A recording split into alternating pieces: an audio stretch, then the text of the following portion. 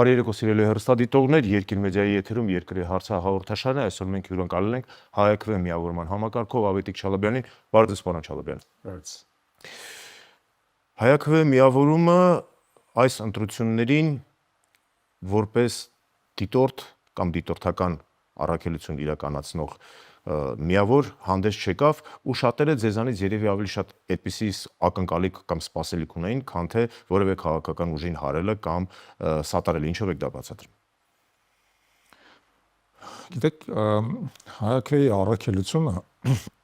Հայաստանում իշխանափոխություն իրականացնելն էր։ Եվ նաև Հայաստանին պարտադրվող կապիտուլյացիան կանխելը։ Ուստի այդ առաքելության տեսանկյունից մենք փորձեցինք վերլուծել, որ նա այսպես ասած ուժի եւ կարողության կիրառման լավագույն տարբերակը,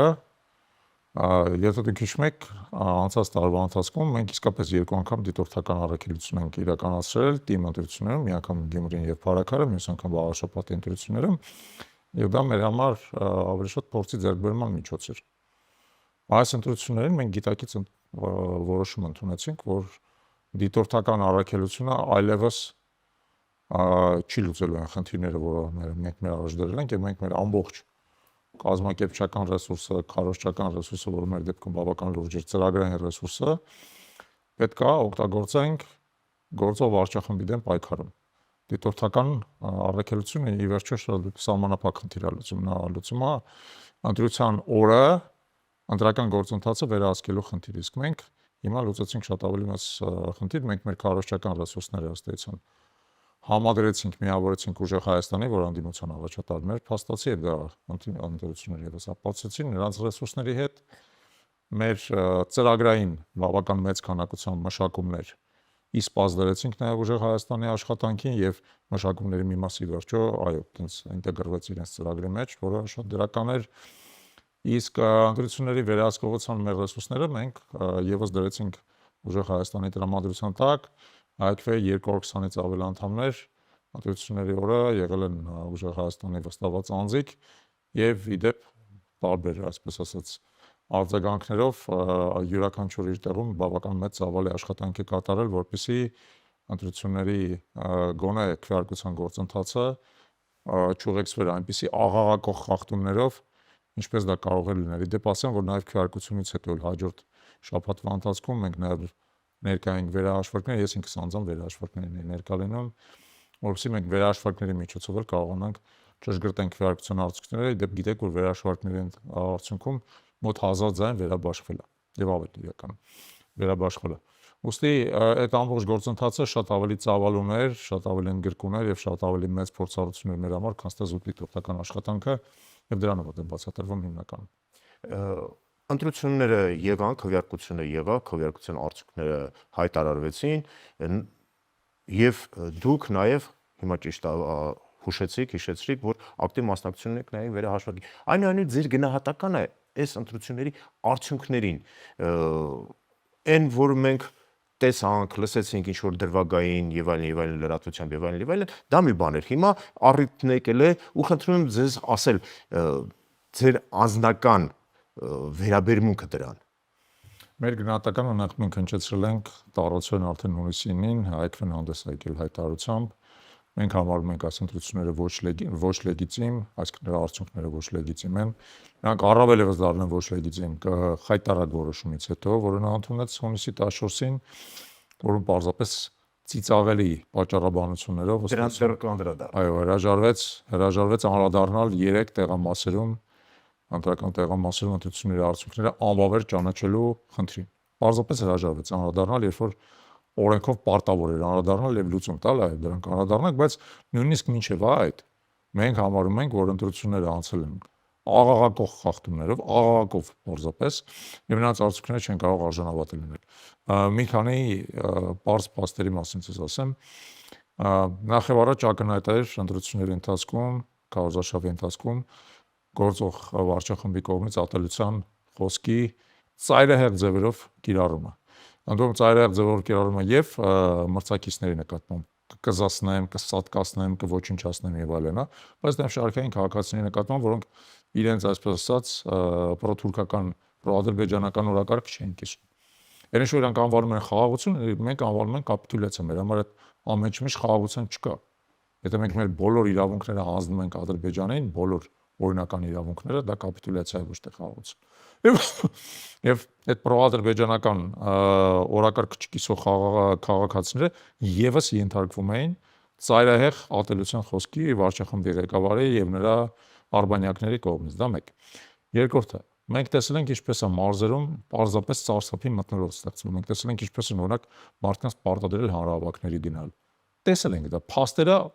ապացուցված են, կան բազմաթիվ են, ոչ մեկը որևէ քրեական արձագանք չի ստացել, այո, իրավական արձագանք չի ստացել մինչև հիմա, բայց դրանք Չազգային դիտորդների կողմից էլ արձանագրվել է, բնականաբար արձանագրվել է։ Երրորդ գործոնը վարչական ռեսուրսի համատարած կիրառում, համատարած ամենուրեք գործող վարչախմբի ղեկավարին ուղեկցել են պետական պաշտոնյաներ ամենուրեք քարոզարշավի ընթացքում, նա ինքը պետական կայքերը, լրատվամիջոցները եւ այլն հաճախ օգտագործվել են քարոզչական նպատակներով։ Մենք տեսել ենք բազմաթիվ դեպքեր, երբ որ պետական մարմինների աշխատակիցները պարզապես այսպես ասած ուղղորդվել են որպես ռեսուրս այդ հանրահավաքներին, վարչախմբի եւ այլն օգտագործվել է ըստեյության վարչական ռեսուրսը։ Օգտագործվել է նաեւ ահաբեկման նպատակով։ Տեսել ենք ինչպես օրինակ Տահովրո Սափյանը ահաբեկում կոնկրետ ընտանիքի մորը, ասում է, եթե մեզ չքվեարկեք, ստիպված կլինեք այս տունը հանձնեք հեռանաք Ռուսաստան։ Տեսել ենք եւ ոչ մի պատասխանատվություն տեղի չունեցել։ Տեսել ենք ընտրակաշառքի մասսայական կիրառում այս վարչախմբի կողմից տարբեր ձևերով։ Հսկայական, աստղաբաշխական թվերի հասնող պարգևավճարներ, որոնք հետո հայտնվել են հենց նույն քաղաքացիական պայմանագրի ընտրական հիմնադրամում։ Տեսել ենք իրենց կողմից բյուջետային ցիկլից դուրս կենսաթոշակների բարձրացում ընտրություններից տարածվել 1 ամիս առաջ, որը եւս ապօրինյա, որովհետեւ դա տեղի է ունեցել նախագահի հրամանագրից հետո ընտրություններ նշանակելու։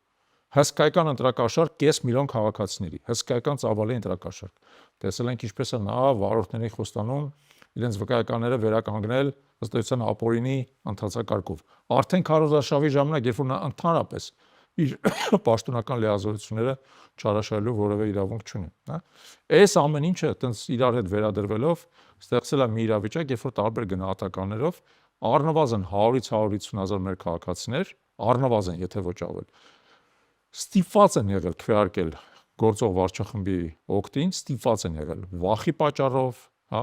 վախենալով, որ իրանք ինչ-որ բաներից կարող են զրկվել, ըստ էության գրավելով ընտրակաշառքով եւ այլն, որը խոսում է նա մասին, որ ընտրությունների արդյունքները ծայրահեղ աղավաղված են եւ չեն արտացոլում իրական հանրային տրամադրությունը։ Շատ լավ։ Մի հարց էլ ընտրությունների հետ կապված, հետո կգանք արդեն հետընտրական գործընթացներին։ Երբ որ դուք հիշատակեցիք կենտրոնական ընտրական հանձնաժողովի նախագահին ու նրա հայտարարությունը, ինձ այդտեղ ամենաշատը հետաքրքրեց կամ այսպես ասենք տարակուսանքի մեջ գցեց այսպիսի հայտարարություն, որ վերաքվեարկություն չենք նշանակում այդ 3 ընտրատարածքներում, որովհետև ընտրողները կարող են տակտիկական քվեարկություն կատարել։ Ցանկացած դեպքում, եթե կա օրենսդրությամբ սահմանված վերաքվեարկություն, դա լինում է բնականաբար հիմնական քվեարկությունից հետո եւ քաղաքացիները որոշակի արդեն ինֆորմացիոն պլատֆորմի վրա կատարում են վերաքվեարկություն։ Եթե դա հնարավոր չի, եթե դա կենտրոնական ընտրական հանձնաժողովը հրաժարվում է ընդունել, ել դրա գաղափարը ընդհանրապես ո՞րն է։ Տեսեք, ես Վահագն Հովակիմյանի այդ հայտարարությունը բազմաթիվ հարցեր է ծնում։ Դա խակնայտ է, որ դա իր գաղափարը չի եւ կենտրոնական ընտրական հանձնաժողովի նիստի ժամանակ դա առաջարկել են քաղաքացիական պայմանագրի ներկայացուցիչները։ Արշակ Ջուլակյանը կոնկրետ այդ գաղափարը առաջարկել է։ Այդ գաղափարը ինքը որպես այդպեսին ըստ էության աբսուրդային հնչեղություն ունի եւ բացատրեմ ինչ։ Նախ եւ առաջ օրենքը հստակ սահմանում է վերաքվեարկության հնարավորությունը։ Մեր ընտրական օրենսգիր սահմանադրական օրենքի 101-րդ հոդվածը դա հստակ սահմանում է որպես տարբերակ։ Եթե օրենքը սահմանում է դու Վահագն Հովակիմյան, սահմանադրական դատարան չես, որ օրենքը մեկնաբանես, դու կենտրոնական ընտրական հանձնաժողով ես, որ օրենքը պետք է կիրարկի։ Դու կիրարկման պարտականություն ունես։ Դու չպետք է գաս ասես օրենքը լավն է թե վատն է։ Օրենքը որոշակի դրույթ է սահմանում, դու պետք է դա կիրարկես, այդ մեկ։ Երկրորդը, եթե մենք ուշադիր կարդում ենք այդ օրենքի 101-րդ հոդվածը, նա ասում է հետևյալը. եթե ընտրախախտումները ունեցել են էական բնույթ, կենտրոնական ընտրական հանձնաժողովը կամ նշանակում է վերաքվեարկություն,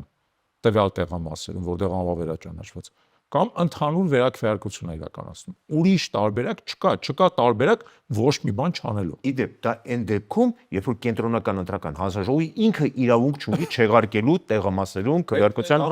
Այդ առանձին հարց է, հիմա դրա Ֆեդերալ ճյուղավորման մեջ, բայց ես ասեմ ձեզ հետևյալը։ Կենտրոնական ընտրական հանձնաժողովի որոշումը իրավական աբսուրդ է հետևյալ տեսանկյունից։ Եթե դուք 3 տեղամասերում քվեարկության արդյունքները անվավեր եք ճանաչել, դուք արդեն դրանով ընդունել եք, որ խախտումները այնպիսի էական բնույթ են կրել, որ դուք պետք է այդ քվեարկության արդյունքները անվավեր ճանաչեք, որտեղ խախտումները այդ 3 տեղամասերում էական բնույթ են կրել։ Դա մեկ։ Երկրորդը, եթե խախտումները էական բնույթ են կրել, նրանք ավտոմատ կերպով անդրադարձել են ամբողջ քվեարկության արդյունքների վրա։ Դա էլ ավտոմատ։ Դա նշանակում է, որ դուք պետք է որոշակի գործողություն իրականացնեք, որը այդ խախտումների հետևանքները վերացնում է։ Դուք չեք կարող ասել, ես այս 3 տեղամասերում քվեարկության արդյունքները անվավեր եմ ճանաչում ու ոչ մի բան չեմ անում։ Դուք կամ պետք է վերաքվեարկություն նշանակեք այդ տեղամասերում կամ վերաքվեարկություն ընդհանրապես ամբողջ հանրապետությունում։ Երկուսից մեկը, որտեղ օրենք ուրիշ տարբերակ չի ասում։ Հիմա դրան գումարվում է հետևյալը։ Այդ 3 տեղամասերում 3400 մեր քաղաքացիներ գնացել են քվեարկության։ Իրանք մեղավոր չեն, որ այդ տեղամասում իրանք չեն խախտողը։ Խախտողը ընտրական հանձնաժողովներն են, իրանք վրա քրեական գործեր են հարուցված։ Մի դեպքում 8-րդ համարի թերթիկներ չի եղել, մյուս երկու դեպքերում քվեարկությունը շարունակվել է ավարտից մի քանի ժամ հետո, որը օրենքով նախատեսված չի, բայց դա քաղաքացիների մեղք չի, դա հանձնաժողովների մեղքն է։ Իմաստը ասում է, որ 3400 քաղաքացի, որը հսկայական թիվ է, այդ խոսքը 1-2 մասում հազարների մասնագրում։ Իրանց ընտրական իրավունքը չեն կարողացել իրականացնել հանձնաժողովների պատճառով, եւ հիմա կենտրոնական ընտրական հանձնաժողովը իր աբսուրդ որոշմամբ ըստության մերժում է այս մարդկանց ընտրական իրավունքը, որը նաեւ սահմանադրության խախտում է, որովհետեւ սահմանադրությունը մեզ բոլորիս, ինձ ու ձեզ երաշխավորում է ընտրական իրավունք իրականացում, հասկանում եք։ Իմ ընկերներից մեկը մի հետաքրքիր ու դիպուկ,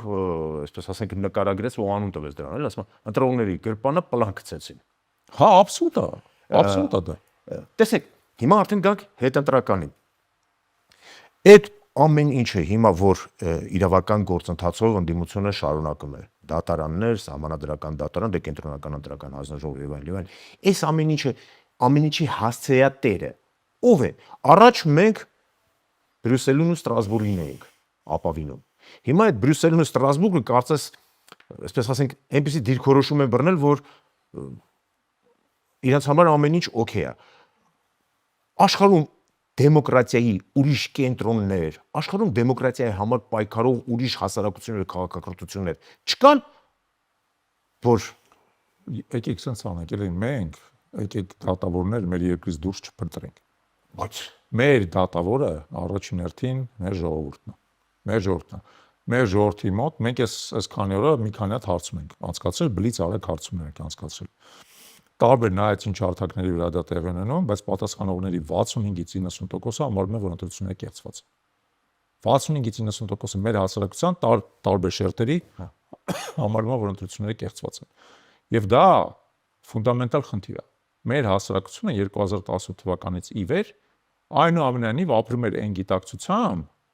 որ մենք գոնե ընտրությունները չենք որ մենք գոնե այդ մի, այսպես ասած, շեմը հաղթարել ենք, հա, բազմաթիվ ապօրինություններ կան մեր երկրում, քաղբանտարկյալներ կան, բայց գոնե ընտրություններով հնարավոր է իշխանություն ձևավորել։ Հիմա մենք 30 տարի հետ ենք ընկել։ Մենք ընկել ենք մի իրավիճակում, երբ որ հասարակության ճնշող մեծամասնությունը, նորից կրկնեմ, 65-ից 90%-ը տարբեր հաշվարկներով այլևս չի հավատում ընտրության ինստիտուտին։ Եվ մարդիկ պետք է հասկանան, նրանք, ովքեր այդ ընտրությունները կեղծում են, հա, Վագն Հովակիմյանները եւ նրա տերերը, որ դա արմատական հետևանքներ ունի, որովհետեւ եթե դուք ձեր հասարակության ասում եք, գիտես ինչ, դու էլ ընտրությամբ չես կարող իշխանություն ձևավորես, հասարակությունը ասում է, իսկ էլ ո՞նց պետք է այս իշխանություն ձևավորեմ։ Ո՞նց պետք է իշխանություն ձևավորեմ։ Փաշինյանը փորձում էր, եթե ուշադրություն դարձեցիք, երեք ասում էր, որ դուրս եկեք հեղափոխություն։ Ով համաձայն չի ին քաղաքականության հետ դուրս եկեք։ Այս մարդը չի հասկանում, որ իր կռոցը կարող է ինչ-որ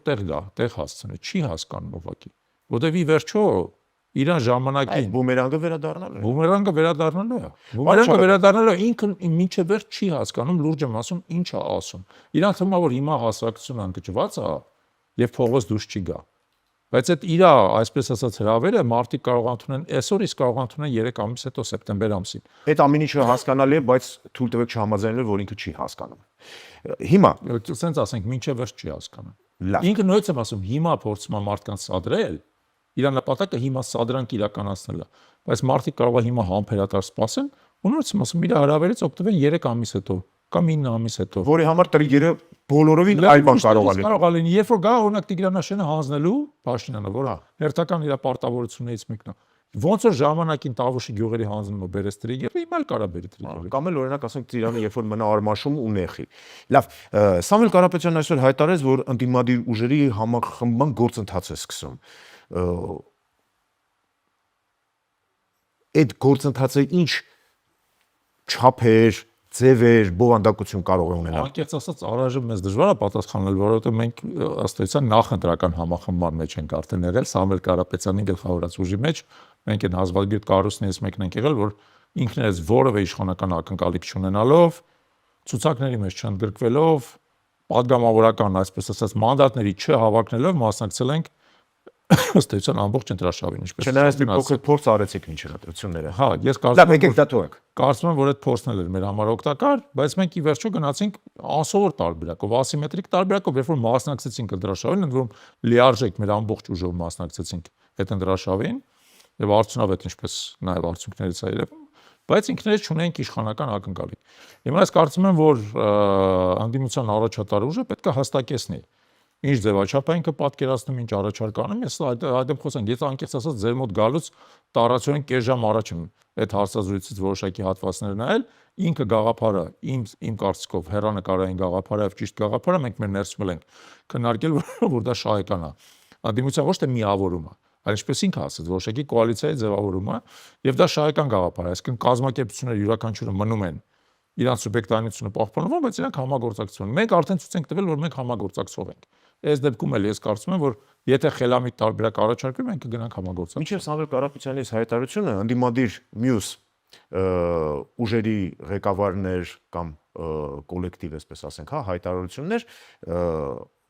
կոչ էին անում կամ այսպես ասենք, հայտարարում էին, որ պատրաստ են նման համախմբան, բայց բանալին կամ առաջի շեփորը առաջի Ճիշտ է, արդարացել դա։ Առաջի ընդդիմադիր ուժն է Սամվել Կարապետյանի ղեկավարած ուժը Հայաստանը։ Իսկ այսօր Սամվել Կարապետյանը մի այսպես հետաքրքիր միտք է ասել։ Ընդդիմադիր ուժերը իմաստնություն թե ոչ չունեցան այդ համարձակությունը թե իմաստնությունը, որպեսզի դա ընտրություններից առաջ անեին։ Հարցս, ձեր կարծիքով ինքը ումը կամ ինչ է նկատի ունել այն 3 հիմնական գլխավոր նաև իրեն է նկատի ունեցել, թե այն մյուս ուժերին, որոնք մասնակցեցին որպես ընդդիմադիր ուժեր, քիչ ձայներ հավաքեցին եւ նրանց ձայները փոշիացվեցին մյուսներին։ Տեսեք, ես ձեզ հիշեցնեմ, որ ընտրաշավը սկսեցին 19 ուժեր, դրանցից մեկը ընդամենը այսպես ասած դիստանցիայից դուրս եկավ ալյանսը։ Հանեցին։ Չանեցին, ալյանսը ինքը դուրս եկավ։ Հա։ Ալյանսը ինքը դուրս եկավ, որը կարծում եմ շատ ճիշտ քայլ էր եւ գովելի քայլ է, երբ որ ուժը adekvat է գնահատում եւ իր հնարավորությունները եւ ասենք դուրս է գալու դիստանցիայից։ Մնացած այն 14 ուժերը, որտեղ ԲԿՆ-ը համարում է, որ անցել է, դա ակնհայտ է, որ եթե չլներ այս մանդատագողությունը ԿՀ-ի կողմից, ԲԿՆ-ը անցել էր 4%-ի շեմը հաղթարել էր։ Շատ փոքր չափով, բայց հաղթարել էր։ Մնացած այն 14 ուժերը նույնիսկ մոտ չեն եկել ընտրական շեմին։ Նույնիսկ մոտ չեն եկել։ Չկա այդպես դեպք, որ ինչ-որ մեկը 3-8% կամ 3-9% հավաքել։ Հասկանում եք, եւ նրանց մեջ մի 5-ը առնվազն 5 կամ 6-ը Փաշինյանի արբանյակներն են, բայց այն մյուս կեսը 14-ից եթե 5 կամ 6-ը հանենք, առնվազն 7-8-ը տենց դրանք Փաշինյանի արբանյակները չեն։ Եվ ուժեր են, որոնք եթե իսկապես կարողանային որոշակի կոնսոլիդացիա իրականացնեն, գուցե մենք այսօր ազգային ժողով մտող եւս մեկ ուժ ունենանք։ Եվս մեկ ուժ ունենք, դա բավական տեսանելի է, ինչպես էլ հնարավոր, մենք հենց այդ պատճառով ենք ժամանակին փորձում համագործակցության որոշակի հարթակ ձևավորել միասնության թևերի հետ։ Շատ ցավալի է, որ իրանցից յուրաքանչյուրը ի վերջո գնաց, այսպես ասած, իր առաջնորդի PR-ի հետևից ավելի շատ, քան թե Փաշինյանին իշխանազրկելու մեծ խնդիրը լուծելու։ Այդ իսկապես ես տենց եմ գնահատում եւ մեկի մասին չի խոսքը, 7-8 ուժերի մասն է, ոնց է յուրաքանչյուրը ավելի շատ է սենտրալարշավին վերաբերվեց որպես սեփական, այսպես ասած, ուղերձը տեղ հասցնելու ձև, բայց ավելի լավ կլիներ, եթե նրանք կարողանային մի հատ ավելի լայն միավորում ստեղծեն հենց այդ ուժերը։ Եվ այսօր կարող է եւս մեկ տենց ավելի խոշոր ուժ կարողանար 4%-ի շեմը հաղթարել։ Ինձ թվում է Կարապետյանը դրա մասին է ասում։ Ինձ թվում է դրա մասին է ասում, բայց հիմա չի եղել, բայց բոլոր դեպքերում պետք է հաշվի առնել, որ այդ ուժերը միասին վերցրած առնվազն 150,000 ընտրողների աջակցություն է ստացել։ Եվ դա շատ լուրջ թիվ է։ Շատ լուրջ թիվ է։ Օրենք այն կես միլիոնից ավելի 550,000-ին, որ կոնկրետ այդ միասին մոտ 700,000։ Եվ եթե գիտեք ոնց է, եթե իսկապես ձևավորվում է ոչ թե կոալիցիա, այլ իսկապես այդպես կոորդինացիոն խորհուրդ, որտեղ յուրաքանչյուր ուժ իր անկախությունը պաշտպանում է, հա, այդտեղ ըստ էության այդ կոորդինացիոն խորհուրդը կարող է մինչև 700,000 ընտրող ներկայացնել, որը մոտավորապես նույն թիվն է, ինչ որ Փաշինյանին տրված ձայները, դրանից էլ պետք է հանել, այն ինչ որ ես ասում եմ, որ Փաշինյանին քվեարկել են ըստ էության ահաբեկման եւ ընտրակաշառքի ազդեցության տակ։ Ստեղ իսկապես ծանրության կենտրոնը ժամանակի ընթացքում կարող է տեղափոխվել այստեղ։ Նույնիսկ կարելի է պատկերացնել, որ այդ կոորդինացիոն խորհուրդը ըստ էության կարող է լինել այլ ընտրանքային խորհրդարան։ Փաշինյանին կարելի է թողել իր, այսպես ասած, կամակատար, չեմ ուզում այդ բառը օգտագործեմ, որովհետեւ ինքը վիրավորական է, բայց կամակատար բառը շատ տեղին է։ Փաշինյանի, այսպես ասած, աջակիցների դեպքում։ Իրան կարելի է թողել իր կամակատարներով ազգային ժողովում, կիսադատարկ դահլիճում։ Իսկ այստեղ ձևավորել այլընտրանքային խորհրդարան հանրային։ Այդ դեպքում մանդատները վերցնել, չվերցնելու հարցը ուր է մնում։ Տեսեք, մեր կարծիքով հետևյալն է, եթե Սահմանադրական դատարանը օրինակ նշանակի վերակվեարկություն, հա, եւ այդ վերակվեարկությունը ավելի խելամիտ արդյունք տա, առանց ճնշումների տեղի ունենա եւ այլն, դա լրիվ մի տարբերական։ Այդ դեպքում մանդատները բնականաբար իմաստ ունի վերցնել։ Եթե Սահմանադրական դատարանը գոնե 3 տեղամասերում վերակվեարկություն նշանակի, որի դեպքում չեմ կասկածում, որ Բարգավաճ Հայաստանը կանցնի ընտրական շեմը։ Այդ դեպքում դա պետք է քննարկել։ Պետք է, որտեղ նենց հարաբերակցությունը ազգային ժողովում, որ քննարկման խնդիր է։ Եթե որ այն տեղի ունենա ոչ այն, դա ակնհայտ է, որ ընտրությունների արդյունքները ոչ լեգիտիմ են, բացարձակ ոչ լեգիտիմ են։ Ոչ լեգիտիմ ընտրությունների արդյունքները լեգիտիմացնել կարծում եմ ճիշտ չի, որովհետև եթե դուք մանդատները վերցնում եք, ըստ էության լեգիտիմացնում եք այդ արդյունքները։ Եթե մենք բոլորս ասում ենք, որ ընտրության արդյունքները լեգիտիմ չեն, եւ որ կենտրոնական ընտրական հանձնաժողովը եւ Սահմանադրական դատարանը ըստ էության խլել են ժողովրդի ընտրական իրավունքը, մերժել են նրա ընտրական, չեմ կարծում, որ այդ պայմաններում պետք է մանդատներ վերցնել։ Լավ, Սամվել Կարապետյանը նաև մի այսպիսի միտք արտահայտեց, որ այս ընտրությունների արդյունքները, բառացիորեն չեմ ասում, այս ընտրությունների արդյունքները Ռուսաստանին հնարավորություն են տալիս լուրջ քայլեր կատարել։ Ինչ քայլեր կարող է կատարել Ռուսաստանը, դրանք Հայաստանի ներքին գործերին խառնվելու արդյոք քայլեր չեն լինելու եւ ընդհանրապես արդյոք ճիշտ էր Հայաստանի այս ընտրությունները, ազգային ժողովի այս ընտրությունները գնալով իմ կարծիքով Նիկոլ Փաշինյանի հայտարարած թեզերի տրամաբանությամբ դարձնել աշխարհաքաղաքական ընտրության առարկա կամ երևույթ։ Ես անկեղծ ասած կարծում եմ, որ Ռուսաստանի Դաշնության կողմից ընտրությունների նախորդող շաբաթվա ընթացքում մի շարք գործողություններ, ինչպիսին է օրինակ ծաղիկների արման արգելափակումը, հա, մի շարք մրգերի արգելափակումը եւ այլն, ուղիղ աջակցություններ, դե ֆակտո ուղիղ աջակցություններ Փաշինյանին։ Դրանից օգտվել է միայն Փաշինյանը, որը կարողացել է մանավանդ Երևանի դեպքում, բայց ոչ միայն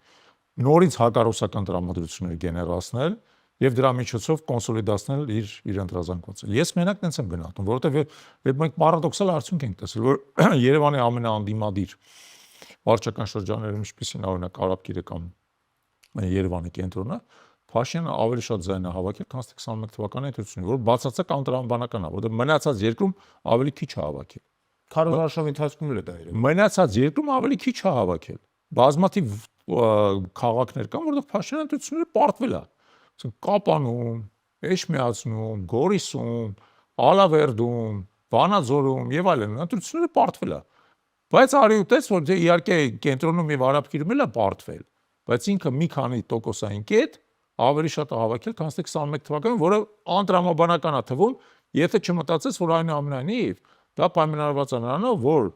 մեր քաղաքացիների ինչ-որ մի մասը որպես պրոցես, այսպես ասած, որպես բողոք Ռուսաստանի գործողությունների դեմ իրենց ձայները չի տվել Փաշինյանին։ Ես անկեղծ ասած շատ կուզենայի, որ Ռուսաստանը իսկապես ոչ մի այդպիսի սանկցիաներ չկիրառեր, որովհետև դա միայն հակառակ արդյունք ունեցավ։ Միայն հակառակ։ Դա իսկապես եւ դա միջամտություն էր, այո, մեր ներքին գործընթացներին։ Բայց այդպիսի միջամտություն ունեն եւ Միացյալ Նահանգները։ Բնական է, իսկապես եթե մենք նայում ենք այս ընտրությունները, աննախադեպ արտաքին միջամտության մակարդակ կար։ Աննախադեպ սա սարքել էին աշխարհակարգական կռիվ։ Եվ մենք ոչ թե ընտրում էինք մեր սեփական կառավարությունը, այլ ընտրում էինք ըստ էության աշխարհակարգական վեկտորը դրա միջոցով։ Իսկապես դա շատ խառնեց ամեն ինչ, շատ խառնեց։ Եվ Փաշինյանը դրանից միայն օգտվեց դրանից։ Տեսեք, Նիկոլ Փաշինյանը հայտարարում է, որ արտաքին անվտանգային մարտահրավերները լուծված են, չեզոքացված են, չկա այդպիսի բան, ու միակ անվտանգային մարտահրավերը հիմա երկրի ներսում է։ Իդեմս ընդդիմության։ Ու ինքը արդեն հայտարարում, խոստանում ու փողփողում է, որ ջարդելու է, ոչնչացնելու է, փշրելու է, տրորելու է եւ այլն եւ այլն։ Երկրի վարչապետը մտածում եմ նաեւ այս ընտրությունների արդյունքում կձևավորվի կառավարություն, որի ղեկավարը նորից ինքը կլինի։ Երկրի մի մասի վարչապետն է, մյուսի ոչ։ Բան ասում եմ, նախ այս Փաշինյանը առաջ անգամ չի որ sense հոխորտում է։ Բան չունեն ասել։ Ասֆալտին փռել, պատերին ծեփել եւ այլն, էլի դա իր ոչն է, իր ոչն է։ Ինքը ըստ էության ցանկալին փորձում է ներկայացնել իրականության տեղ։ Բան չեմ ասելու, բայց այն հանգի անեկդոտի պես արչի հիմա Կալաշնիկով էլ ունի։ Հիմա տեսեք, եկեք մի հատ հասկանանք ինքը ինչի է տենց անում։ Ըստ էության ինքը դրանով փորձում է քողարկել իր առանցքային ձախողումը։ Տեսեք, որն է առանցքային ձախողումը Փաշինյանի։ Փաշինյանը ոչ միայն չի կարողացել սահմանադրական մեծամասնություն ստանալ, դա ակնհայտ է։ Բայց Փաշինյանը չի կարողացել ստանալ նաև քաղաքացիների աջակցության գեթ 50%-ը այդ կարգի ընտրախախտումների պայմաններում։ Այդ կարգի ահաբեկման պայմաններում այսօր Կարապետյանը ասում էր դրա մասին 700 մարդ ձերբակալվել է մեծ մասը ակնհայտորեն շինծու գործերով ակնհայտորեն իսկ իրավապահ մեքենան այս ինտենսիվությամբ վաղուց չի կիրառվել ես չեմ հիշում sense դեպք որ ընտրություններին մասնակցող այսքան մարդ ձերբակալվի կալանավորվի ազատազրկվի այլ միջոցներով եւ այլն Փաշինյանը օգտագործել է այսպես ասած յենիչերիական բոլոր միջոցները բայց չի կարողացել հասնել այն կարևորագույն արդյունքին, որ ինքը պետք է ինքը չի կարողացել վերականգնել իր լեգիտիմությունը, վերահաստատել իր լեգիտիմությունը, ինչեւ որ նախորդ անգամ 21 թվականին առանց այդպիսի միջոցների կիրառման, առանց, եկեք արդար լինենք, հա, ինքը այնուամենայնիվ 53.9% էր հավաքել։ Հիմա հավաքել է 49.7։ Այսինքն առնվազն 4%-ային կետ եւ ավել ընկել է, այդ մեկ։ Երկրորդը, անդիմությունը շատ ավելի կոնսոլիդացված եւ շատ ավելի ուժեղ արդյունքներ է ստացել շատ ավելի, այն ժամանակ փոշիացումը շատ ավելի մեծ էր, այն ժամանակ 20%-ն էր փոշիացել, հա։ Եվ Փաշինյանը հասկանում է, որ իր առանցքային խոստումը, որ ինքը տվել է Ալիևին, եւ որի մասին բազմիցս ասել, սահմանադրությունը փոխել, ինքը չի կարող իրականացնել։ Առնվազն չի կարող իրականացնել սահմանադրական ճանապարհով։ Հա, կարող է օրինահեղություն անի եւ փորձի, ասենք, նոր սահմանադրություն ընդունի շրջանցելով արկա սահմանադրությունը եւ արկա սահմանադրության մեջ եղած ընթացակարգերը։ Կարող է տենց բան անել։ Ինչ ասես կարող անել։ Լավ, կարող մենք ես ու դուք ստեղից դուրս գանք, ասենք մեզ ուղղակի ձերբակալի տանի գիլյոտինի ենթարկի, կարող է նենց անի, ոնց որ օրինակ 21 թվականին բոլշևիկները կասնահարեցին մեր հիմնական սպաներին, Սարդարապատում հաղթած մեր հիմնական, կարող է հիմա ասենք մեզ կասնահարի, ինչ ասես կարանի։ Բայց դա չի նշանակում, որ նա կկարողանա լեգիտիմ արդյունք տա։ Տեսեք, Ալիևի հիմնական նպատակը ի վերջո հետևյալն է։ Ալիևի հիմնական նպատակը Փաշինյանից լեգիտիմ արդյունք ստանալն է, ինչի որտեղ միայն լեգիտիմ արդյունքի դեպքում նա կարող է հանգիստ իր իշխանությունը հանձնի որդուն։ Հասկանում եմ, մենք 1.5 րոպե, 1 րոպե ժամանակ ունենք։ Այս դեպքում ձեր նկարագրած հանգամանքներում, որը ես էլ հանգիստ կարող եմ նկարագրել ու ստորագրել, համաձայն եմ ձեր հետ։ Փաշինյանի իշխանությունը հայկական իշխանություն է, թե Չէ, Փաշինյանի իշխանությունը ըստ էության Օսմանյան իշխանությունն է։ Մենք պետք է գիտակցենք հետևյալը, որ Փաշինյանը իր իշխանության 8 տարիների ընթացքում աշճանաբար տրանսֆորմացվեց։ Նա քանի որ բազմիցս պարտվել է Թուրքիային եւ Ադրբեջանին, նրա մոտ Ստոկհոլմյան սինդրոմ է զարգացել։ Նա հիանում է իր դահիճներով, հիանում է։ Նա համբուրում է Էրդողանի ձեռքը, նա համբուրում է Ալիևի ձեռքը, նա նրան ստորաքաշն է դարձել, հասկանում եք, եւ նա այլևս որևէ քաղաքական կամք չունի նրանց հակառակվելու։ Դրա համար նա իր ամբողջ էներգիան ուղղում է մեր դեմ, որովհետեւ մենք հակառակվում ենք։ մենք թույլ չենք տալի, որպեսզի Հայաստանի կապիտուլյացիան ավարտին հասցվի։ Եվ Փաշինյանի ամբողջ էներգիան գնում է հիմա նրա վրա, որ ազգային ուժերը, որոնք պայքարում են Հայաստանի կապիտուլյացիայի դեմ, նա փորձում է այդ ազգային ուժերը ջլատել, ջարդել եւ այլն։ Կարծում եմ, որ չի ստացվելու։ Շնորհակալություն պարոն Չալաբյան, հարցազրույցի համար, մեզ հյուրընկալվելու համար։ Հարգելի հեռուստադիտողներ, շնորհակալություն նաև ձեզ, հիշեցնեմ, մեր հյուրը Հայ Աքademիայի միավորման համակարգող Ավետիք Չալաբյանն էր, հրաժեշտ եմ տալիս ձեզ, մինչև մեր մյուս հանդիպումը։